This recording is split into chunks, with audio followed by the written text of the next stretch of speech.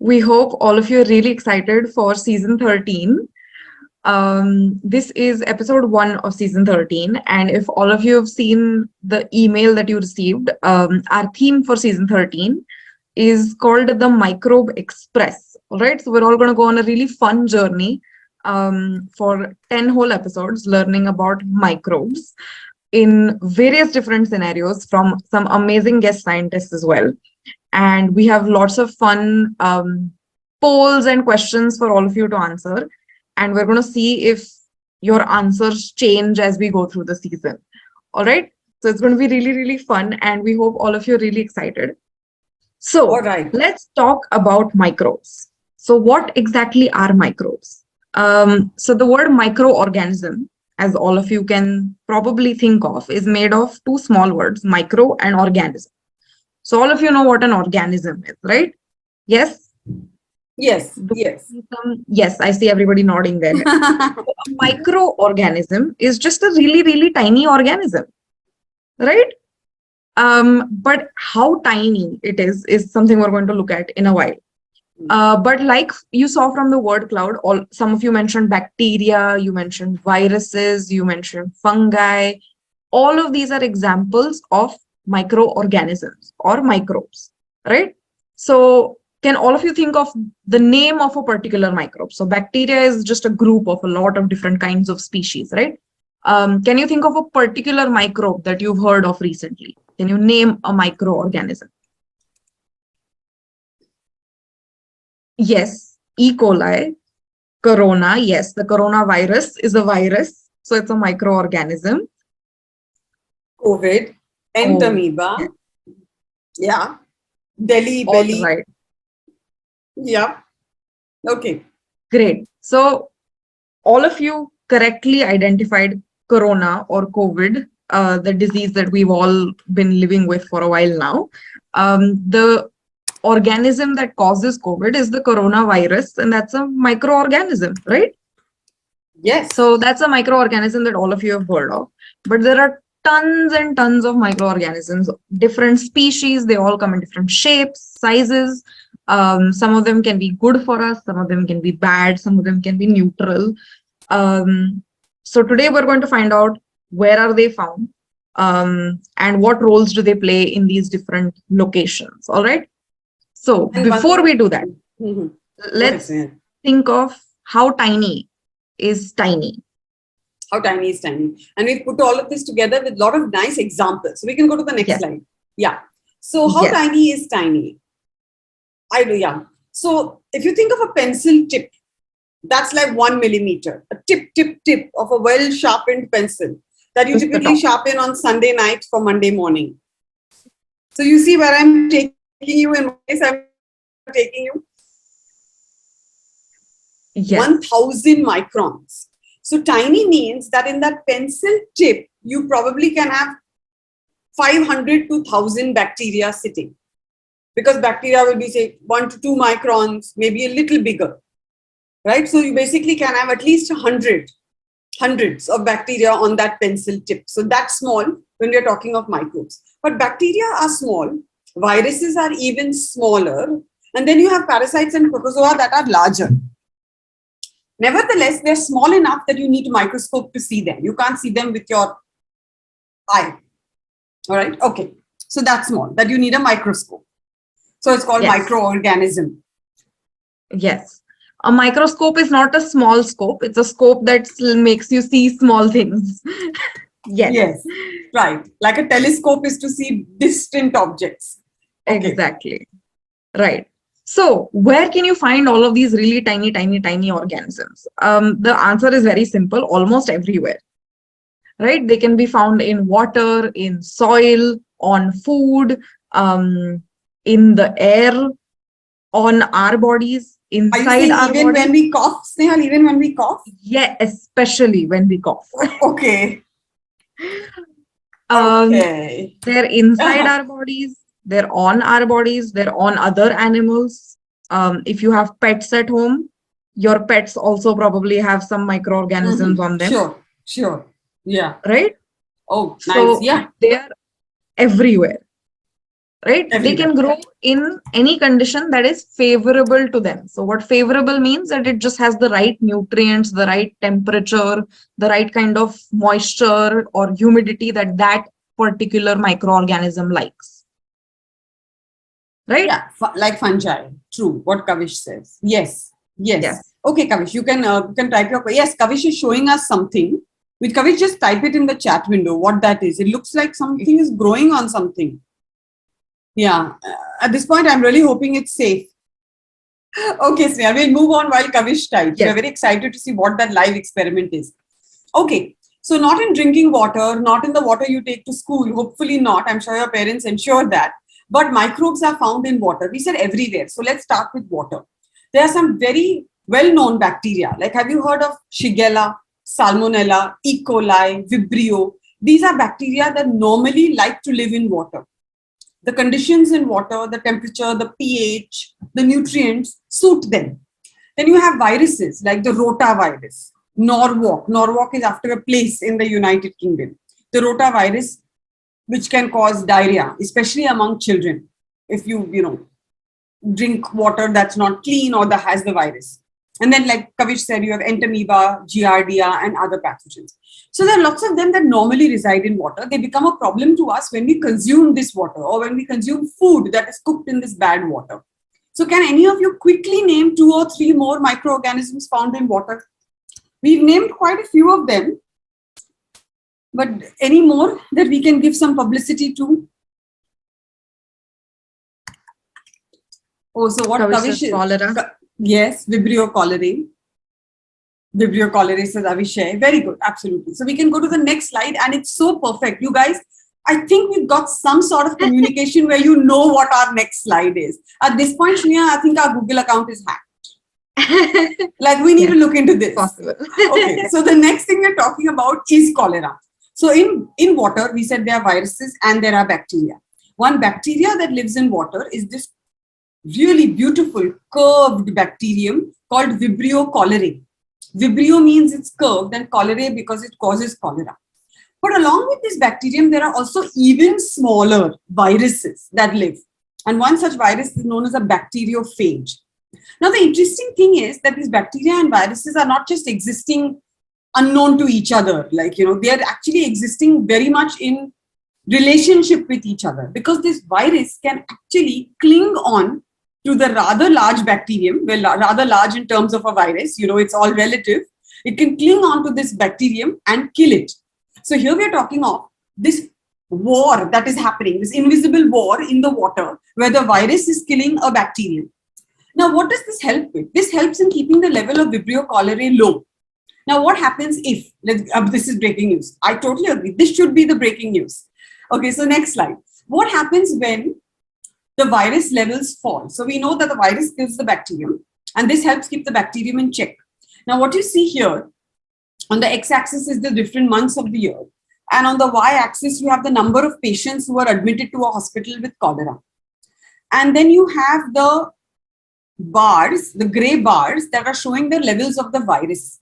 So what do you all notice? That during the latter part of the graph, when the virus levels are rising, what is happening to the bacteria or the number of patients with cholera? What's happening to the black line? As the virus levels are high, the black line is high or low? Low. I can see some people saying that. Very good, Pooja. It's low. So this means that the virus in the water is keeping the number of cholera patients low. That means it's keeping the levels of Vibrio in the water low. But just to the left of the graph, when the virus levels are low, what do you notice about the number of cholera patients? What is the topmost number on that black line? To the left of the graph, when the virus levels are low, the number of cholera patients are? Yeah, what is that topmost number? Right, right. More. It's more. And that topmost number is what number will you read it on the graph? Very accurate. I would have just said 3,500 to 4,000, but I'm clearly dealing with epidemiologists, public health epidemiologists. So it's about it's very high. It's 4,000. So when the virus levels are low, the patients for cholera are high. When the virus levels are high, the patients of cholera are low, meaning the virus is playing a role in keeping the bacterium in the water under check. So isn't that fascinating, Snehal? So not all viruses are bad. Clearly an example, Exactly. right? Exactly, right? So just like you've seen about all of these sort of predator-prey relationships in the wild, and you've seen them with bigger organisms, that's true of even microorganisms, right? True, true. Exactly. It's no different like going to Masai Mara and seeing a lion hunt a deer. You know, this is a virus hunting a bacterium, and actually one that is larger. So this is even more exciting. Absolutely. Yeah. All right. Okay. It's a plot is thickening. And Yes. so is the air. Absolutely. Right. Okay. So Go ahead, Snehal. we looked at microbes in water. The next thing is microbes in air. Now, all of you have already thought of in your heads the microbe that you know that is in the air. Yes, I can already see everybody saying corona, right? So that recently was a really, really unfortunately good example for how microbes can transmit through the air or when we cough, how they can move from one person to another, right? And these microbes can be in different parts of your respiratory system as well, because you inhale them usually from the air. Some of them might just be in your nose. Some of them might go further down into your respiratory tract. Some of them might go all the way down to your lungs. Right. Another really good example is the tuberculosis bacteria. Right. So the bacteria, Mycobacterium tuberculosis, that causes tuberculosis in humans, is one that lives in your lung, and it can get transmitted through the air when somebody is infected. And surprisingly, this bacteria can live in your lungs for a really, really long time without you showing any symptoms at all. So you can think you're completely healthy. You won't be affected. Your health will be fine. You won't have any issues with your respiratory system, but the bacteria will just still be lying there sort of in a dormant state. And sometimes if you have some health issues and your immunity goes down, the bacteria might suddenly get active, and that's when you could develop cough, and you could then transmit it again to somebody else by coughing in the air, and obviously the bacteria is going to come out through your cough, right, and infect somebody else. So the way that microbes in the air interact with us is different, but whereas compared to microbes in water, right? Because that depends on if we ingest it or not. And we usually do clean water before we drink it. But how do you clean air before you breathe it? Yeah, unless you're going to the extreme level of respirators and masks everywhere you go. Exactly. Exactly. And those can be useful, right? We've seen how masks can be useful in the last 2 or 3 years. So especially when it comes to microbes that are harmful and that are in the air, it's important to take all of these precautions. Right? So we can move on. Yeah. Okay.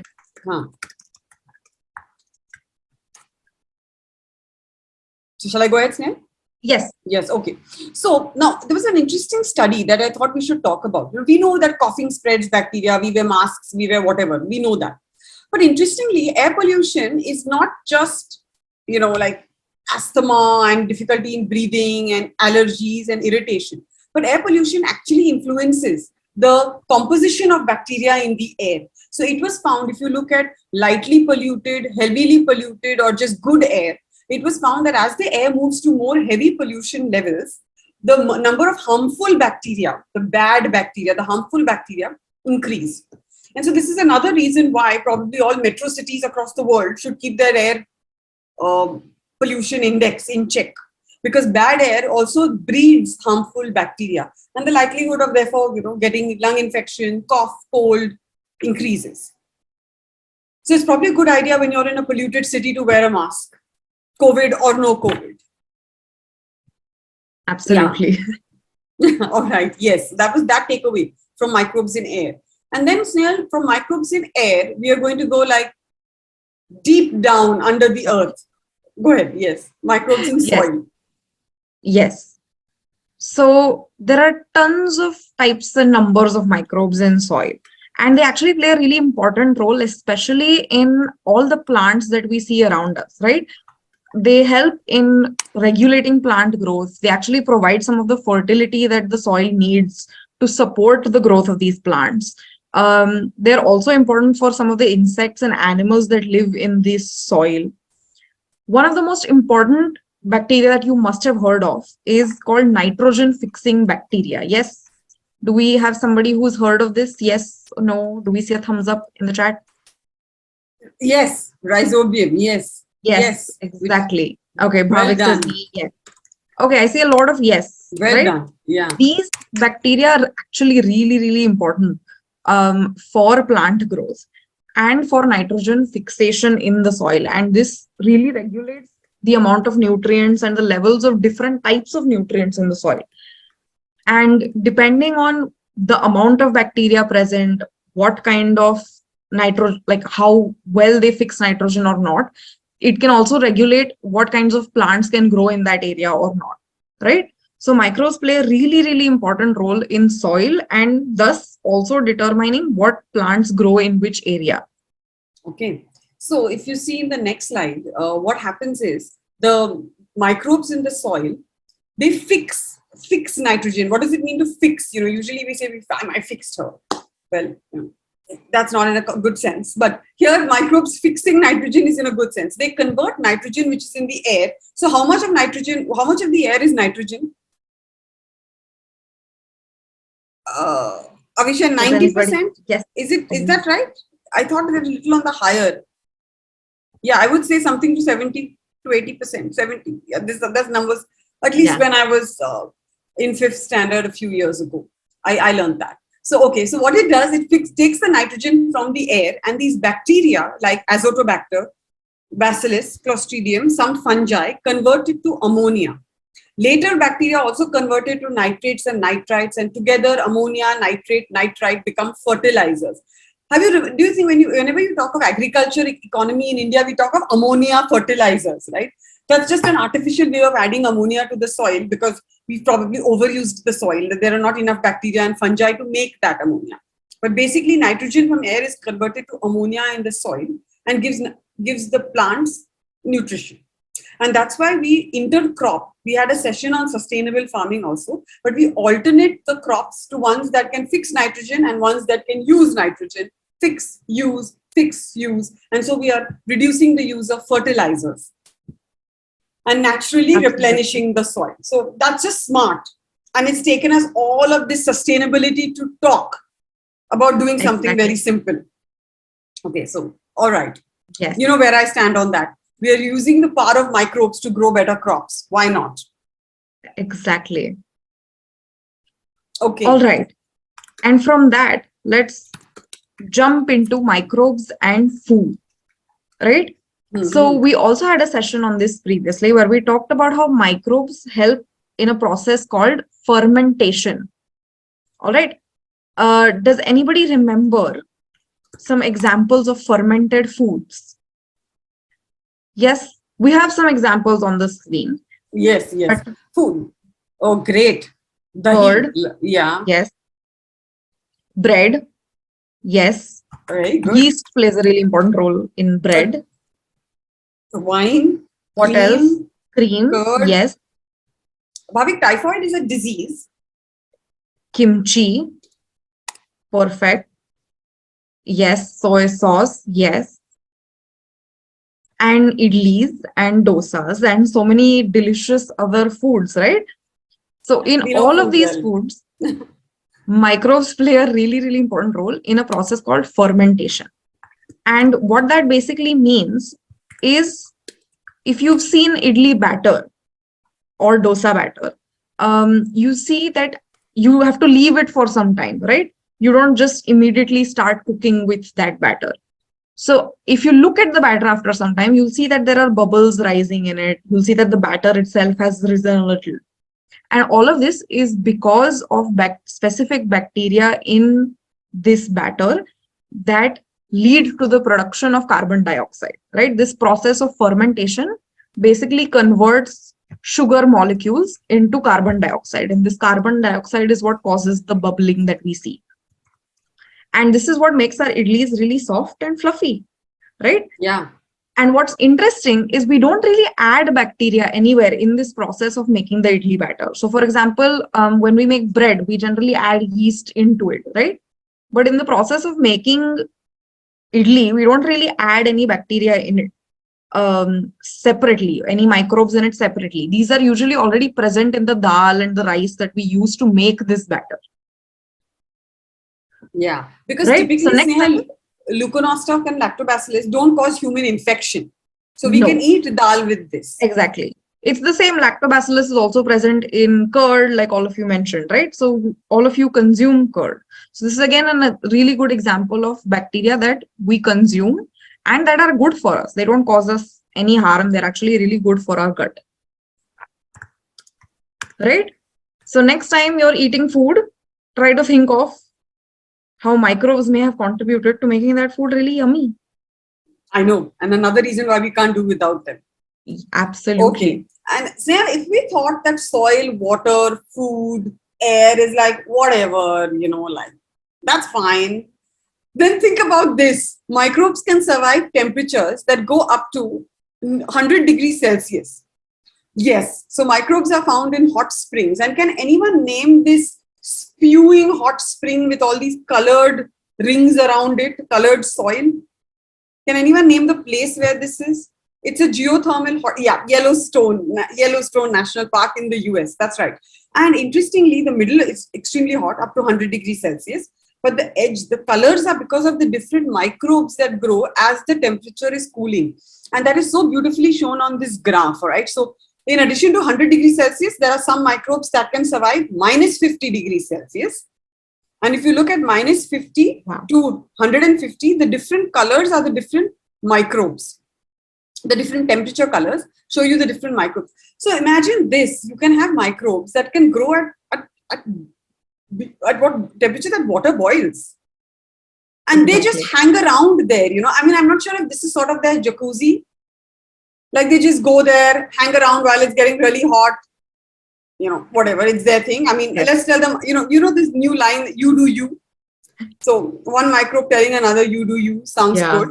So what do we do with these microbes in extreme environments and why does it bother us? It doesn't bother us, but why does it matter to us? So that's the next slide. So why does it matter to us? The thing is, to think that a living life form could survive 100 degrees Celsius fascinated scientists. And when they started studying these bacteria in these hot springs, they found one particular one named Thermus aquaticus that had an enzyme. So what is this polymerase enzyme? Do you remember it from our previous sessions? What is a polymerase? Have you heard of polymerase?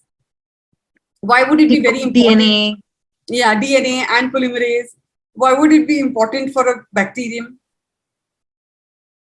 So it's basically to make more DNA. So there is one bacterium, Thermus aquaticus, or an archaea type of prokaryote, or a type of group actually, that is able to make this Thermus aquaticus that can survive 100 degrees Celsius. Yes, okay. We got very fascinated by it, started studying it, and it gave us an enzyme, what we call TAC. TAC is Thermus T and aquaticus ka AU. So TAC DNA polymerase that we use for laboratory studies on DNA. Because we need to separate strands of DNA and that requires temperatures as high as 94 degrees. And human DNA polymerase, what temperature do you think human DNA polymerase functions at? I mean, are we going to be okay at 100 degrees just chilling there? Not chilling, but just heating there? Yes. So what temperature can the polymerase in our bodies function at? Think about our bodies and what temperature does our body function at? Actually, it's a much narrower range, Kavish. It's 37 degrees Celsius or probably 97, 98 Fahrenheit. So we can't survive 100 degrees Celsius, but TAC's DNA polymerase can. And in lab reactions that need you to heat up the DNA, we use this DNA polymerase. So this is why, scientists went exploring geothermal springs and found this bacterial enzyme. Quite fascinating, right? Yeah. And the interesting thing is these high temperature bacteria, they do not cause human infection. But they have such unique molecules that can be used for laboratory studies. Okay. Exactly. Yes. And it just shows you the range at which microbes can live. That's quite a range. 100 degrees Celsius. Yeah. I'm impressed. At this point, I'm impressed. Absolutely. Okay. Yeah. Okay. Right. So from all of these extreme environments, let's jump into another environment that we're all familiar with, which is ourselves. Our human body. right? And like we said at the start, microbes are present everywhere, which means they're also in us, on us. We have an entire separate organ called the microbiome, right? Which is just all the millions of microbes that live on our body and inside our body. And if you look at just the numbers in terms of cells, so in all the human cells, we have our skin, our brain, all our organs together. We have maybe 10 to the power of 14 cells. So that's a 1 followed by 14 zeros. All right, that's a lot of cells. A lot. But if you look at the microorganisms, they are 1 million times more. So we have more microbial cells in and on us than we have our own human cells. And these microbes are absolutely essential for normal functioning of our body, right? We cannot function without all of these microorganisms that live in us and on us. And we're going to see shortly where do they live and what kind of functions might they do, right? But all of these organisms together, all these microorganisms in and on our body together is our microbiome. Yes? Okay, yeah. All Think right. about that, huh? So where exactly are these microbes found on our body? They're absolutely everywhere. So they're on your skin right now. So if you look at your skin, obviously you're not going to see them. But there are, again, hundreds and thousands of bacteria living on your skin all the time. They're in our nose, they're in our lung, they're in our gut, they're in our oral cavity, our mouth. They're absolutely everywhere, right? And all the time. So even when you're brushing your teeth, you're removing some microorganisms, they might get washed away, but they immediately get replenished. And these in your mouth are actually also really important for your oral health, right? So they all perform really, really important functions. And just as an example, let's look at your skin. All right. So can all of you identify what is the difference between, I don't know, the skin on your forehead and maybe the skin in your armpits? What's different about that, those two regions? Can all of you identify what is different about these two regions? So forehead and armpit. Yeah. So which is the area that is more exposed to the environment and to sunlight? I would think the forehead. Absolutely right. The forehead, right? This is always exposed. We usually don't cover this much unless it's really hot and we have a cap or we have some headgear on. This is usually really exposed.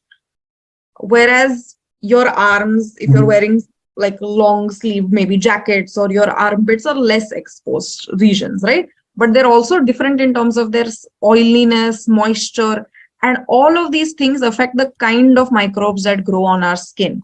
So even on our skin, the microbes are not uniform everywhere. The microbes that grow on our forehead, the numbers are different versus the ones that would grow maybe on our foot, right? So depending on the location and depending, of course, on each individual, the type of microorganisms and the number of each of these different species of microorganisms is very different. So Snehal, are you telling me this, that the next time we have an armpit smell situation, we can just say microbes about that? Yes. Absolutely. Okay. Absolutely. Right. And Kavish is very sweetly raising his arms, which is thank you. Okay. Yes. All right. So now the question is, we have all of these microorganisms in us, on us, different ones at different locations. Are they actually good for us? So Karishma, do you want to tell us? Are they good for us? Okay. Yes. So we've obviously given this message that microbes are good, they're bad, they're everywhere. I think that could be like a tagline for the session so far. But now let's look at the good ones. Okay. Yes, microbes are present in your gut. So here's the deal, guys. If you thought, nobody is so special that their poop doesn't have microbes. Okay. So Your intestine normally has tons. Yeah, you like that. Kavish is really liking my bad jokes today. That has been the conclusion. So your intestines are lined with microbes. We shed them we shed them regularly. But these intestinal microbes are really important for us, because when you go on a camping trip and drink some water of a river, and you consume some harmful microbes, it's the good microbes in your intestine that will kill them. Try to keep them in check, prevent you from having an infection. So they physically do this by preventing the bad bacteria from attaching to the intestine. They also produce substances that kill the bad bacteria. So believe it or not, if you have a sterile intestine, you basically cannot live. No human being can exist with an intestine that's without microbes. And that applies to the skin, the respiratory tract, many other organs, the mouth. And so these good microbes protect us from bad microbes. So that's one good function that they play. The other thing is, they're there, okay? They're good for us and they're there. And they're sort of the good friend who teaches you how to deal with the world, teaches you how to deal with people. So they teach our immune system how to make the molecules to, interact with bacteria, fight off bacteria. It's sort of perfect word is it's like a fire drill, right? When a fire drill happens, there's no real fire, but it prepares you for the real fire. So it's sort of constantly priming your immune system. So when a bad bacterium comes in, the immune system knows what to do. And it's not just going to be caught there like one sitting duck. Right? Exactly. Yeah. Yes. So it's like a way to train your immune system. Right? And this is constantly happening, Snehal. Constantly exactly. happening. Just like all of you practice for exams, hopefully, or tests or anything. If you play a sport and you have an important match coming up, you train for it, right? So that you get better for the actual match or the actual game. So it's sort of like that. Exactly. Okay, so these are really good ones, which you've said are so good that they're essential. Absolutely. But there are also ones that are bad for us. And they're bad for us because they cause some sort of harm to our body. They disrupt our normal healthy functioning, which means that they either affect our cells, organs, body in some way that it cannot function how it usually would. Right? And most of this is termed under this broad word called an infection. Yes? So have all of you heard of the word infection before? Yes. I'm guessing everybody is saying yes. All right. So these infections that you've heard of are usually caused by microbes. All right. Different microbes can cause different types of infections. They can affect different parts and organs of your body.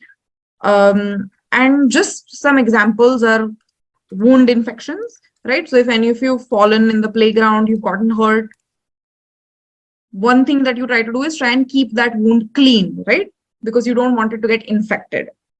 The other examples are eye infections, ear infections, there are throat infections, lots of different types, right? So all of you have definitely heard of an infection before. So can you think of a microbe that causes an infection? Do you know the name of a microbe and the infection it causes? Any examples? Yes, we've already talked about quite a few. Streptococcus throat, that's a really good example. Yes, streptococcus does cause throat infections. Especially in their age groups, Snehal. Absolutely. Yeah. So many of them would have had strep throat by now. Yeah. Yes, exactly, right? So how exactly do these bad microbes harm us, right? And there can be different ways that these microbes work. So for example, in wounds, one of the major problems with a wound getting infected is that it doesn't heal on time, right? Because these microbes slow down the healing process. They slow down our immune system, our skin cells, and it reduces our ability to reform the skin that's needed to close this wound gap, right? And one way to treat it is antibiotics. So if you've had an infection, you've probably taken antibiotics before. For bacterial infections, right? And that's what generally people do if their wounds get infected with bacteria. They try and take antibiotics to try and clear the microbes so that our wounds can then heal quicker. But sometimes the infections in wounds can be so bad that the wounds just don't heal. And this especially happens with people who already have other conditions like diabetes or problems with like their vascular flow, blood flow. lots of issues that can then also make infections worse, right? Another great example is malaria. Have all of you heard of malaria before? Yes? Yes. Yes, I can see everybody's nodding heads. So We had what a is session malaria on it. caused by? What's malaria caused by? Not a bacterium, not a Yes. virus. Where are we going? If it's not a bacterium, not a... Plasmodium, yes. It's a parasite, right? And the mosquito is just the way that it's transferred. So the mosquito is not what causes malaria, right? The mosquito just transfers the parasite into our body. And then it causes all of these symptoms that we know are associated with malaria, right? So that's again an example of an infection caused by a microbe that can harm our body in multiple ways. Very good, Karish. Okay. Yes. And from that, let's go to some really bad microbes that we know of now. So Karishma, do you want to take this? Yes. So we've done good, we've done bad, and now we're doing really bad. Yes. And they are those that cause what we know very well. Now, everybody knows this now. A pandemic. So for example, we have a virus, influenza, that has caused multiple pandemics over the last century. And well known is the 1918 influenza pandemic. And then we had the 2020 COVID-19 pandemic. So these are not viruses that will just infect 2-3 people and whatever. You stay away from school for a few days and then you're back. They spread rapidly, person to person. They cause very serious illness such that people need hospitalization. For example, in the influenza pandemic, and now we are seeing black and white photos of people in masks. And now we realize that, 100 years later, that's us. Yes. And so the influenza virus could rapidly spread from birds to humans and then human to human. And it affected people worldwide. In 1918, 1920, when we didn't have ventilators or hospital care like it was today. So these are the pandemic type of microbes. And then 100 years later, the next slide. So this is just like a time lapse. We have a 2020 COVID pandemic, which didn't directly, we are not sure whether it probably did jump the species barrier and come from some animal to human, but then rapidly spread from human to human, across borders and continents, and travel led to worldwide pandemic and a worldwide sort of shutdown. Right? Absolutely. So that's really bad microbe. Yes. So I think we've covered the spectrum here, Snehal, as we head into the last Q&A and polls. Absolutely. And despite some of these really bad microbes, and of course, even the bad ones that cause infections, the world cannot exist without microbes, right? We just talked about how they're everywhere, in the water, in the soil, in the air, how they affect things like the growth of plants, our own health. So there is absolutely no way that the world could exist without these microbes, right? Can you think of some processes that we've now looked at that would not be possible or would just come to a stop if there were no microbes? So what are some things that would not happen if we didn't have any microbes? Let's think. Let's think of microbes in different environments. More practical considerations. Yeah. Dosas would never happen. Yes. Plant growth, absolutely. Fermenting, yes. Perfect. Well done. I mean, almost everything. Life, we couldn't exist without them. Absolutely not. So that just shows us that microbes are absolutely everywhere and they're definitely essential for our life, for the environment, and for just the way in which our world functions, right? So the microbial world, even though it's such tiny organisms, we've seen how useful they are, how essential they are, and just how many different types there can be. So the microbial world is really just like an invisible universe. It's another world of its own. But I mean, our world could absolutely not exist without it. Right? Absolutely. So yeah, it's like. So we hope all of you now realize how important microbes are everywhere. And with that, we're going to go back to the fun question we answered at the start. All right. So Shreya is again going to put this link into the chat window. And we want all of you to go back to this link and tell us now, at the end of this session, what is your emoji reaction when you think of microbes?